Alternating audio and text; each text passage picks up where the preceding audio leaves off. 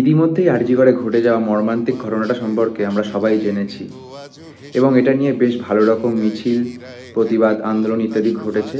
তো যারা এসবগুলোয় শামিল হয়েছে তাদেরকে আমি প্রচুর, প্রচুর শ্রদ্ধা জানাই। কিন্তু কিছু মানুষের এতেও সমস্যা ভাই। কেন মিছিল করছে? কি হবে মিছিল করে? হ্যাঁ, আবার এমন, এমন কথা যে কি জানো? হ্যাঁ, ওরকম অনেক ঘটনা প্রতিদিন প্রতিনিয়ত সব জায়গায় ঘটে। তো প্রতিবাদ করে বা কোনো কিছু করে তো কোনো উপায় পাওয়া যায়নি। তো ফালতু এখন প্রতিবাদ করে কি পাওয়া যাবে? আরে ভাই, এই জায়গাটায় প্রতিবাদটা যখন এতটা দূর এগিয়েছে, অবশ্যই কিছু না কিছু এখান থেকে পাওয়া যাবে। ঠিক আছে? একটা ফল অবশ্যই আমরা আশা করতে পারি। তো যারা প্রতিবাদ করছে তাদেরকে প্রতিবাদ করতে দিন না। ফলের আশা সবসময় করলে চলে না। আর এই যে আপনাদের বাড়িতে বসে কোনো কাজ নেই, বেকার একটা দুটো কমেন্ট করে, একটা দুটো খিল্লি করে ডিমোটিভেট করাচ্ছেন, নিজেদের বিশাল সিগমা মেল মনে করছেন। ভাই, সবাই যদি এরকম যারা সিগমা মেল নিজেদের ভাবে না, তার আগে মানে একটা পুরুষ হতে শিখুন। ঠিক আছে? যদি আপনারা সত্যিই পুরুষ হতেন না, এইসব ঘটনাগুলো ঘটতো না। আর বর্তমান সমাজে শুধু মহিলারাই নয়, পুরুষরাও কি সুরক্ষিত? অবশ্যই নিজেকে প্রশ্নটা করবেন। আর আমাদের দেশে, বিশেষ করে পশ্চিমবঙ্গে, এসব ঘটনাগুলো খুব তাড়াতাড়ি ধামাচাপা পড়ে যায়, কারণ এটা ওয়েস্ট বেঙ্গল। আজ দেশের এমন পরিস্থিতি, যারা মানুষের জীবন বাঁচায় তাদের জীবনই আজকাল সুরক্ষিত না। মেডিকেল কলেজের এই মেয়েটির এই কেসটা হওয়ার পরে সব কিছু জানা সত্ত্বেও কলেজ অথরিটি এটা একটা সাধারণ সুইসাইড বলে দাবি করে এবং তার ফ্যামিলিকে কল করে সুইসাইড বলে। এর থেকে আর লজ্জার কিছু হতে পারে না। ঠিক আছে? সত্যিই তো, এই মূর্খের দেশে বিশ্ববিদ্যালয়ের কি প্রয়োজন? আর শুধু এই ঘটনাটাই না, এরকম অনেক ঘটনাই আমরা দেখতে পাই, আবার কিছুগুলো দেখতে পাই না।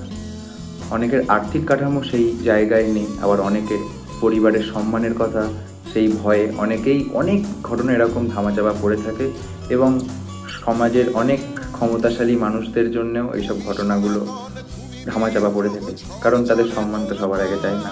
জীবন আর কত দাম। আর এসবও যারা বলছে সোশ্যাল মিডিয়ায় এইসব করে লোকের সামনে ভালো হওয়া, ভালো সাজা, ভাই কারোর কথায় কান দেবেন না। যতটুকু আপনার দিক থেকে আপনি পারছেন করতে ততটুকুই করবেন। ঠিক আছে? আপনার সামর্থ্য মতো করবেন। অবশ্যই আমরা যারা কলমে, কবিতায়, গানের মাধ্যমে আন্দোলন করছি, আমরা এই আন্দোলনটা চালিয়ে যাব। আন্দোলন শুধু পথে নেমেই হয় না, এইসবভাবেও হয়। জয় হিন্দ। আমাদের দেশ গণতান্ত্রিক দেশ, আর এই দেশের নাগরিক থেকে আমরা এইটুকু তো আশা করতেই পারি, কি তাই না? আর যাদের যাদের অতিরিক্ত সময় আছে তারা বাড়িতে বসে এমন উল্টোপাল্টা বিরক্তিকর মন্তব্য করছেন, এবার এগুলো বন্ধ করুন। আপনাদের এটা যায় আসতে পারে না, কিন্তু আমাদের দেশের নাগরিক হওয়ার জন্য অবশ্যই যায় আসে। আর যারা দেশের বাইরে থেকে এমন উল্টোপাল্টা কমেন্ট করছেন, আগে আপনাদের নিজেদের দেশের পরিস্থিতিটাই সামলান। ঠিক আছে? ভালো করে ভাববেন, আমাদের দেশে নারীরা কি এখনো সুরক্ষিত? তাহলে এদের বাবা মা, প্যারেন্টস, হাজব্যান্ড, বয়ফ্রেন্ড, এদের এত চিন্তা কিসের? কি তাই না? আর কিছুদিন বাদেই দেবীপক্ষের সূচনা হতে চলেছে, আর তার আগে এমন একটা মর্মান্তিক ঘটনা। পাশে যায়নি তো আজও ভেসে, শিরায় শিরায় একই প্রত্যাশা, হাজার শপথে মেশে।